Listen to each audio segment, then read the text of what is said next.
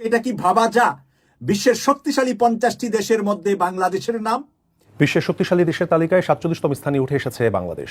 যুক্তরাষ্ট্রভিত্তিক সংবাদ মাধ্যম ইউএস নিউজের তালিকায় বাংলাদেশ পেছনে ফেলেছে আয়ারল্যান্ডের মতো ইউরোপীয় দেশকেও। কিছুদিন আগেও তো আমরা 200 দেশের ভিতরে আমাদের নাম পড়েছিল সেই পিছনের দিকে 200 নাম্বারের থেকে 50-এর ভিতরে বাংলাদেশ চলে আসা 8 মাসের ডক্টর মোহাম্মদ ইউনূসের ক্যারিশমেটিতে এটা কি চিন্তা করতে পারেন যে আপনি বাংলাদেশের একজন নাগরিক যাদের নাম পৃথিবীর 200 দেশের পিছনে থাকতেন, আর সেখানে আপনি 50টি শক্তিশালী দেশের ভিতরে আপনার স্থান, আপনার সন্তান, আপনার ভবিষ্যৎ প্রজন্ম তারা কোথায় চলে গিয়েছে মাত্র 8 মাস সময়ে ডক্টর মোহাম্মদ ইউনূসের এই ক্যারিশমেটিতে, এই সোনার বাংলা। যদি 8 মাসের সাথে 16 মাস যুক্ত হয়, আরো যদি কিছুদিন যুক্ত হয়, তাহলে কি হবে?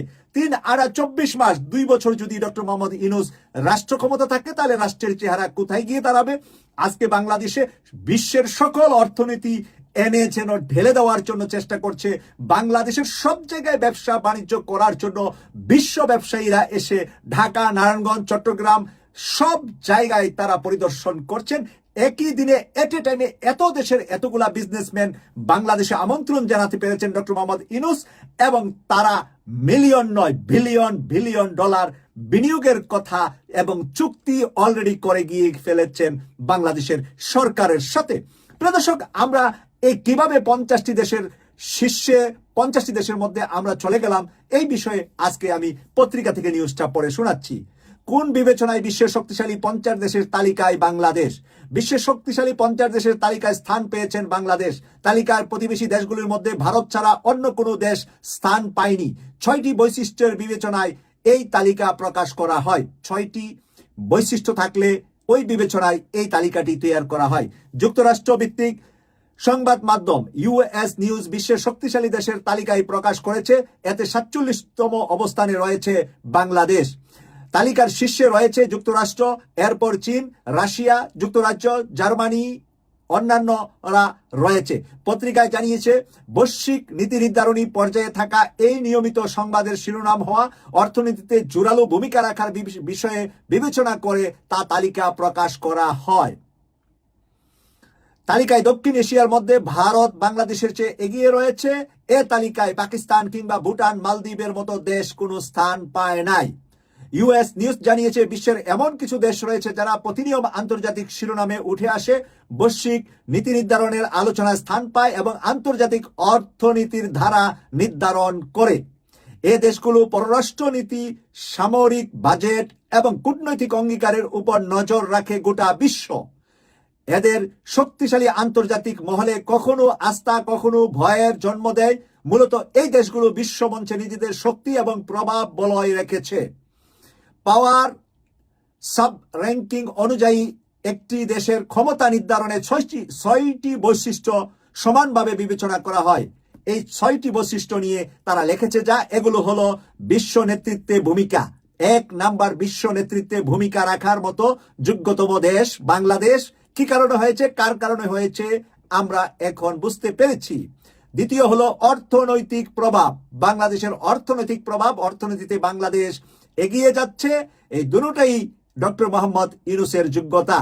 এরপরে আমরা দেখি আর কি কি রেখেছে শক্তিশালী রপ্তানি খাত। বাংলাদেশের ঔষধ, গার্মেন্টস সহ আমাদের শক্তিশালী রপ্তানি খাত রয়েছে।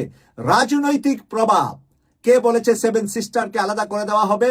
কে বলেছে ভারত খান হয়ে যাবে যদি বাংলাদেশের দিকে তাকানো হয়?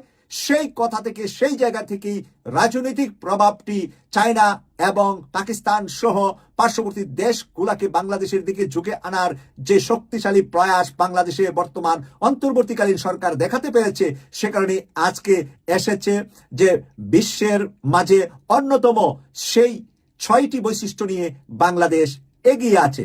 তারপরে আছে আন্তর্জাতিক জোট ও মিত্রতা। আন্তর্জাতিক জোট এবং মিত্র দেশ আমাদের এই মুহূর্তে অনেক অনেক পাওয়ারফুল দেশ আমাদের সাথে আছে। সর্বশেষ আছে শক্তিশালী সামরিক বাহিনী। তাহলে আমাদের রয়েছে শক্তিশালী সামরিক বাহিনী 50টি দেশের তালিকার মধ্যে। বিশ্বের 200 দেশের মধ্যে আমরা এখন 47তম স্থানে আছি। 47 আমাদের র্যাঙ্কিং অবস্থা। 200 কান্ট্রির মধ্যে আমরা যদি 47-এ থাকি, তাহলে আমাদের সেনাবাহিনী ভারত ছাড়া আমরা সকল দেশের সাথে, যদি দক্ষিণ পূর্ব এশিয়ায় হিসাব করা হয়, আমাদের শক্তি ভারতের পরেই অবস্থান করছে। প্রিয় দর্শক, এটাই হলো নতুন বাংলাদেশের নতুন স্বপ্ন। এভাবেই আমরা স্বপ্ন দেখব, এভাবেই আমরা এগিয়ে যাব। আজকে নাসার সাথে আমাদের চুক্তি হয়েছে। আমাদের সন্তানরা নাসায় গিয়ে আমেরিকায় গবেষণা করবে, মহাকাশ গবেষণা করার সুযোগ পাবে।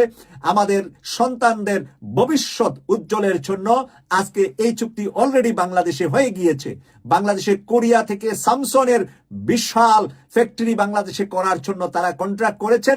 বাংলাদেশে বিশ্বের বিভিন্ন, সুইডেন থেকে শুরু করে বিভিন্ন দেশের ব্যবসায়ীরা, চাইনিজ ব্যবসায়ীরা বাংলাদেশকে নতুন করে সাজানোর জন্য অনেকগুলা চুক্তি, অনেকগুলা প্রজেক্ট তারা নিজ চোখে দেখে গিয়েছেন এবং তারা আগ্রহ প্রকাশ করে গিয়েছেন বাংলাদেশে বিনিয়োগ করার জন্য। প্রিয় দর্শক, এই বিনিয়োগের মাধ্যমেই আমাদের বাংলাদেশে দরিদ্রতম মানুষ যারা কর্ম খুঁজে, যারা চাকরি খুঁজে, ছিনতাই করার তাদের ইচ্ছা নাই, কিন্তু কাজ না পেয়ে, বেকারত্বের বোঝা সামলাতে না পেরে রাস্তায় ছিনতাই করছে, তারা কিন্তু আসলে ছিনতাইকারী নয়। তারা অনেকেই আছে শিক্ষিত, মেধাবী, কিন্তু কর্মক্ষেত্রে মামা বাইগনা না থাকার কারণে বিসিএস ভালো করেও তারা চাকরি পায় না।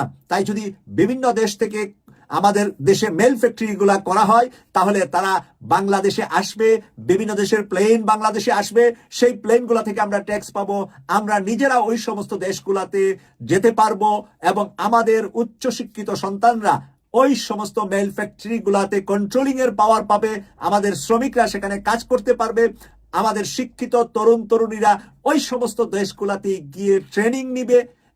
ওই সমস্ত দেশগুলার উচ্চ ইঞ্জিনিয়াররা আমাদের দেশে আসবে, তারা আমাদের দেশে এসে dollar, pound, euro, yen, riyal, দিরহাম খরচ করবে।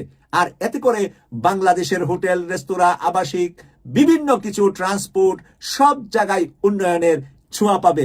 সেই উন্নয়নের দ্বারা অব্যাহত থাকুক, এটা আমরা কামনা করি। আমরা কামনা করি না এই মুহূর্তেই রাজনৈতিক দলগুলা ডক্টর ইউনূসের পিছনে নির্বাচন নামক একটি শব্দ নিয়ে ঘে করুক, কারণ নির্বাচনের ঘেটা এই মুহূর্তে আমরা শুনতে চাই না। আমরা শুনতে চাই প্রয়োজনে সর্বদলীয় জাতীয় সরকার গঠন হোক। সর্বদলীয় জাতীয় সরকারের মাধ্যমে ডক্টর মোহাম্মদ ইউনূস সাহেব সামনে থাকবে, পিছনে যে যার যোগ্যতা অনুপাতে থাকবেন।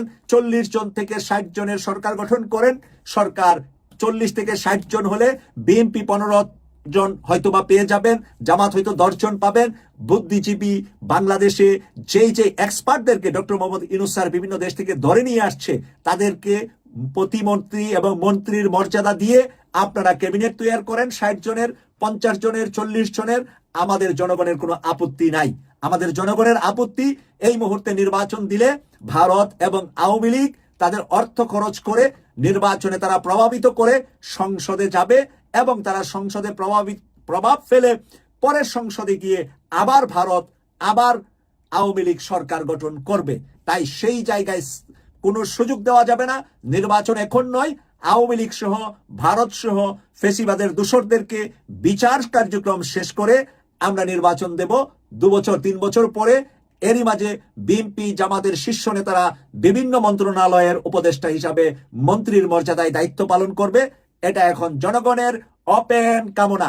যখন যেখানে যে কোনো লাইভ, যে কোনো ইউটিউবে ভোট দিলে ভোটিংয়ে এখন ডক্টর মোহাম্মদ ইউনূসকে 90% মানুষ চাচ্ছে। তাই 90% মানুষের মতামতকে প্রাধান্য দিয়ে, স্যালুট দিয়ে আমি শেষ করছি আজকের ব্রেকিং নিউজটি।